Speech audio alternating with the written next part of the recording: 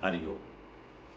परम प्रेमी सज्जनों, सादर प्रणाम। मैं हंसराज गोस्वामी हंस, आत्मदर्शन पद से। सज्जनों, एक बहुत सुंदर सवाल आया।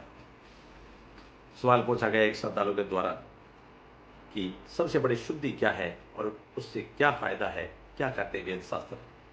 मैं यही सवाल आपसे साझा करना चाहता हूं कि बहुत महत्वपूर्ण यह है सवाल है।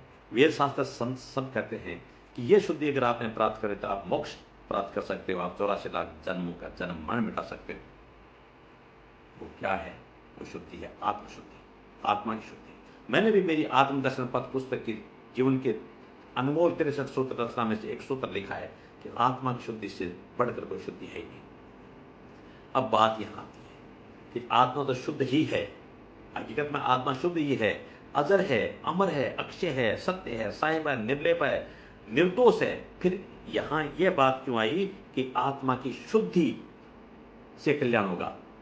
ये बात इसलिए आई कि अज्ञानता के कारण से आत्मा ने संसार में जो शरीर दिख रहे हैं, हर शरीर में मन बुद्धि चित्त अहंकार है ना, तो वो जड़ है और आत्मा चेतन है।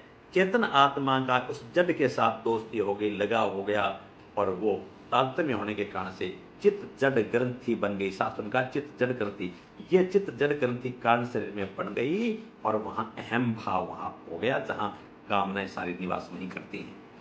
इसी से जन्म मन चालू हो गया। अब इसको चित्त जड़ ग्रंथि को तोड़ने के लिए संत राय देते हैं कि कल्याण कब होगा जीव का? जब चित्त जड़ ग्रंथि का छेदन होगा। और कैसे होगा? विवेक की जागृति से होगा। विवेक की जागृति कैसे होगी? बिन सत्संग विवेक ना होई और राम कृपा बिना सुलभ न सोई, तुलसीदास जी महाराज ने कहा है।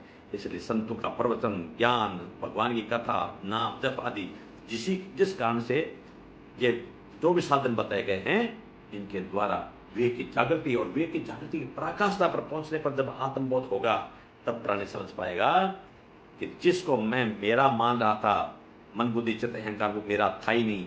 मैं तो उनके जड़ तत्व के कारण से मेरे में कोई जन्मन है ही नहीं। आत्मा तो परमात्मा जान से है, यह महसूस कर जाता है तो सब में परम सत्ता परमात्मा को देखता है। इस कारण से मान अपमान, दुश्मन और दोस्त, राग द्वेष सबको समान मानता है। और पहले जब उसका मन विषयों में भाग रहा था, अब वो शांत हो गया, निर्मल हो गया।